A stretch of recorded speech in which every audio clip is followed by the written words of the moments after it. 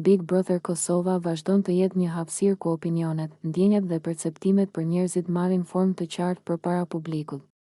Një nga momentet më domethënëse ishte biseda mes Ludos dhe Albës, një dialog i qetë, por me peshë, që tregoi se jo çdo vlerësim në këtë shtëpi lind nga shurma apo konflikti. Kur Ludo e pyet Albën se kush është, sipas saj, femra më e mirë në shtëpi, jo vetëm nga bukuria, por edhe si femër në kuptimin e plotë të fjalës, përgjigjja e Albës erdhi e menduar dhe e sinqertë.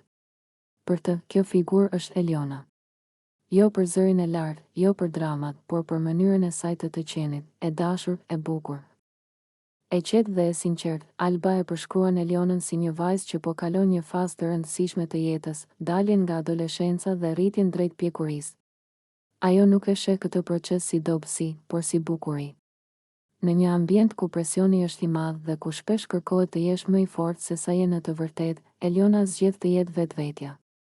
Dhe kjo, në sytë e Albës, është forca më e madhe. Big Brother Kosova nuk është vetëm arenë konfliktesh, është edhe vend ku vërejnë këto detaje të vogla, por thelbësore. Eliona nuk mundohet të imponojë veten, nuk kërkon vëmendje me çdo kusht. Ajo rritet dita ditës përmes sjelljes. Mënyrës si dëgjon, si reagon dhe si i trajton të tjerët. Bukuria e saj nuk qëndron vetëm në pamje, por në energjinë që transmeton. Ky vlerësim i Albës tregon edhe një tjetër anë të Big Brother Kosova, solidaritetin mes grave. Në një lojë ku shpesh femrat vendosen përballë njëra tjetrës, ky moment ishte një frymëmarrje ndryshe, një pranim i hapur i vlerave të një tjetre pa xhelozi dhe pa interes loje.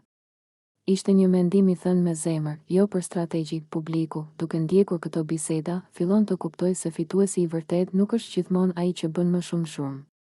Ndonjëherë është ai që rritet në heshtje, që mëson nga gabimet dhe që ruan njerëzillukun edhe kur është i lodhur. Eliona, ashtu siç e përshkruan Al.